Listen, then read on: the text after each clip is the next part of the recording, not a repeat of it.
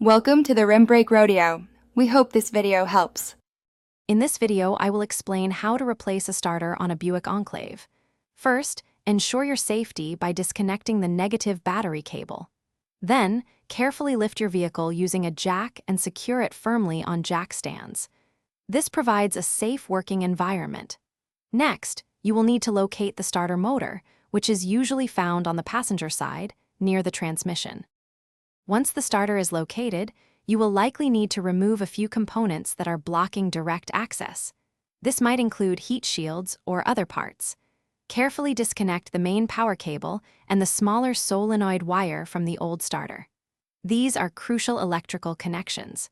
Finally, use the appropriate wrench to unbolt the 2 or 3 mounting bolts holding the starter in place. With the bolts removed, gently extract the old starter from its position. It might be a tight fit, so take your time.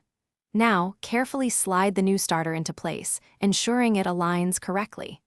Hand tighten the mounting bolts first, then use your wrench to secure them firmly.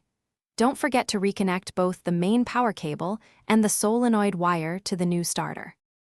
After the new starter is installed, reassemble any components you removed earlier, ensuring everything is securely fastened. Double-check all connections. Finally, reconnect the negative battery cable to restore electrical power to your vehicle. Once everything is back in place, start your engine to confirm the new starter is working correctly. Congratulations, you've replaced your starter. Thanks for watching. Consider subscribing if we helped you.